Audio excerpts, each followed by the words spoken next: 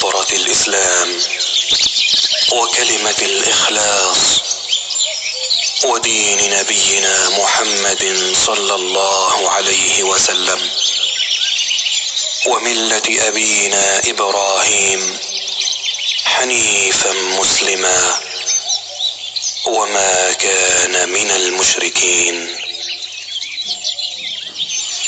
أصبحنا وأصبح الملك لله والحمد لله، لا إله إلا الله وحده لا شريك له، له الملك وله الحمد وهو على كل شيء قدير. صباح الخير او مساء الخير على حسب ما بتشوفوني في التوقيت ده. بجد وحشتوني قوي قوي، والله بجد وحشتوني قوي قوي. النهارده بقى يا ولاد معايا فيديو جديد. ايه يا ميرو الغيبه الطويله دي؟ طبعا انا عارفه ان انا اتاخرت عليكم كتير قوي قوي في الفيديوهات، وكمان ما عدتش بنزل لكم فيديوهات كتير، لكن بجد والله غصب عني جدا جدا، لان كنت واخده دور انا واولادي صعب قوي قوي. فالحمد لله يا رب، الحمد لله بقينا بخير، الحمد لله بقينا كويسين. قبل ما نبدأ بس الفيديو بتاعنا النهاردة، يا ريت بقى لو انتوا لسه أول مرة بتتابعوني وبتشوفوا قناتي، يا ريت بقى تعملوا لايك وشير وسبسكرايب وتفعلوا زر الجرس على الكل علشان يوصلكوا الإشعارات الجديدة كل ما انزل فيديو جديد. وعايزة بقى الناس اللي بتتابعني لأول مرة قولوا لي بقى انتوا بتتابعوني من انهي بلد، علشان انزل ارحب بيكوا كده في الكومنتات. وكمان وجودكم معايا كالعادة على راسي من فوق، ربنا يخليكوا ليا ويديمكوا نعمة في حياتي، أجدع اخوات في الكون. ما تنسوش بقى يا حبايبي تصلوا على النبي كتير او في الكومنتات، علشان كده يومنا يبقى جميل بالصلاة على النبي. ايه يا ميرو انت ايه النشاط والقوة اللي فيك النهاردة دي؟ انت طالعة من دور التعب على السلم على طول. بص بقى، كان في شتا بقى وبرق ورعد، وكان في هوا بتراب. عايزة اقول لكم ان باب الشقة والسلم كانوا بصراحة عبارة عن تراب ناعم جدا. فقلت لا ما بديهاش بقى النهارده، بقى لازم يكون في قوة ونشاط كده. وطلعت بقى مسكت السلم بصراحة من فوق لتحت، لان انتوا عارفين ان انا في اخر دور، فمسكت السلم بصراحة روقت عليه من الاخر. وكمان مسحت باب الشقة وظبطت كده كل حاجة. بصراحة انا لما بكون تعبانة ما بحبش ان انا يعني انام في السرير، بحب ان انا اقوم واتحرك وكده، بحيث ان انا ما احسش بالتعب قوي. فقمت بقى قمت بقى على السلم يا ولاد زي ما انتوا شايفين كده. بس عايزة اقول لكم والله العظيم يعني سفيت تراب كان كله عبارة عن تراب. فمسكته بقى بصراحة نضفته كويس جدا، وكمان هجيب الشرشوبة والمية كده واقوم ملمعاه علشان يبقى نضيف كده ومفيهوش اي تراب. عامة اصلا احنا اليومين دول انتوا عارفين ان الدنيا شتا والجو فيه هوا بتراب صعب جدا، فكده كده هيتطرب تاني. فعلشان كده يعني لازم كل كام يوم اطلع امسحه كده والمعه علشان يفضل نضيف، كمان الولاد بيبقوا طالعين نازلين ما يتطربوش. فقلت لا ما بدهاش بقى يا ميرو، لازم تنضف السلم. حبيت ان انا النهارده اشارك معاكم فيديو النهارده، ان شاء الله يكون يعجبكم. هو فيديو بسيط جدا لتنظيف السلم كده. فحبيت بصراحة اعمل معاكم اي فيديو، لان بجد كنتوا وحشتوني قوي قوي والله العظيم. بجد انا مفتقداكم، مفتقدة كلامكم الجميل، وشكرا بجد للناس اللي سألت عليا في الانستجرام وفي الفيس. بجد ربنا يخليكم ليا وما يحرمنيش منكم ابدا ابدا بجد. والناس اللي كلمتني على الواتس بجد يعني بشكركم جدا والله، وشكرا لسؤالكم. وربنا يخليكم ليا ويديمكم نعمة في حياتي، والله بجد يعني انتوا نعمة في حياتي. لما الاقي كده ناس كتير اهو بتسأل عليا بحس بجد يعني ان انا مبسوطة جدا جدا. فربنا كده ما يحرمنيش منكم ابدا ابدا. شايفين يا ولاد الشرشوبة بقى الطينة. السلم بصراحة كان صعب جدا جدا من الشتاء.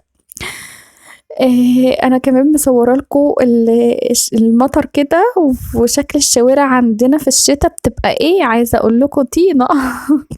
لان كمان عندنا الشوارع الجانبيه في المنطقه اللي انا فيها ما فيهاش اسفلت، فتلاقوا ان هي طينه طينه يعني.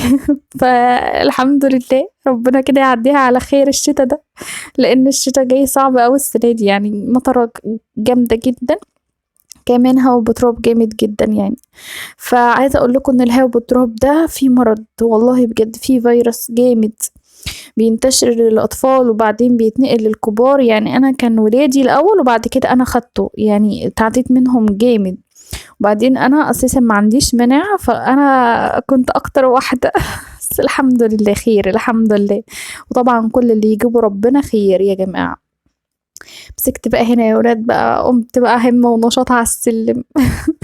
فزي ما انتوا شايفين كده ابتديت ان انا ألمعه.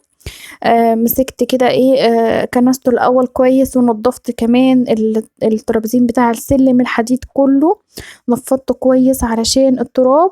ومسكته ولمعت باب الشقة ولمعت الارض زي ما انتوا شايفين كده.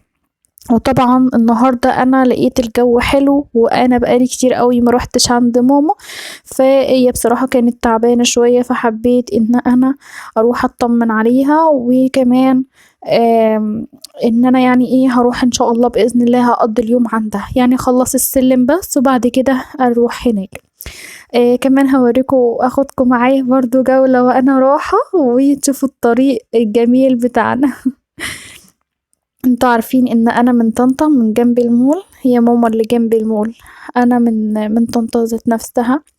انما ماما جنب المول بتاع طنطا، فمش بعيد يعني عني، قريبين ما بيننا وما بين بعض 10 دقايق او ربع ساعة بالكتير يعني. فطبعا الناس بقى اللي من طنطا يكلموني بقى ويقولوا لي انتوا منين وساكنين فين، وان شاء الله باذن الله نحاول يوم كده نتجمع فيه ونتقابل في مول طنطا باذن الله. علشان بجد والله انا بحبكم جدا جدا، وبحب ان انا اتعرف عليكم، وتشرفت بيكم جدا والله، وانتم متابعيني الغاليين على دماغي من فوق، وربنا يخليكم ليا والله اجدع متابعين واخواتي في الكون كله. انتم مش مجرد بجد يعني متابعين ليا، لا انتوا اخواتي وسندي وظهري، فربنا يخليكم ليا تفضلوا كده معايا طول العمر كده. كنت خلاص بقى لبست ونزلت، ففي الطريق رحت اروح عند ماما.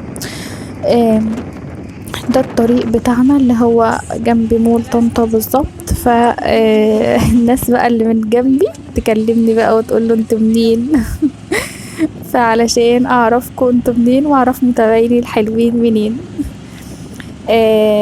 فربنا كده يخليكم ليا يا حبايبي، وتفضلوا كده جنبي طول العمر. النهارده كده حبيت ان انا اشارك معاكم فيديو بسيط جدا جدا، فهو تنظيفات السلم وكده، وكمان فيديو تشجيع للناس الكسلانة طبعا عن السلم. فايه قوموا بقى تنشطوا كده وتشجعوا وظبطوا السلم بتاعكم كده ونفضوه ومسحوه كويس جدا علشان التراب وكده. ف كده خلاص يكون فيديو النهارده خلص. هروح بقى اقضي اليوم عند ماما، ولو عرفت اصور معاكم فيديو النهارده اصور لكم باذن الله. استنى منه فيديوهات حلوه كتير اول الفتره اللي جايه. حبيت ان انا اعمل معاكم الفيديو القصير ده، لكن ان شاء الله على ما اقوم بس كده بالسلامه، لان انا برضو لسه شويه وبعد كده هعمل معاكم فيديوهات حلوه كتير قوي قوي الفتره اللي جايه دي. فاشوفكم على خير في فيديو جديد، والسلام عليكم ورحمه الله وبركاته. يلا سلام.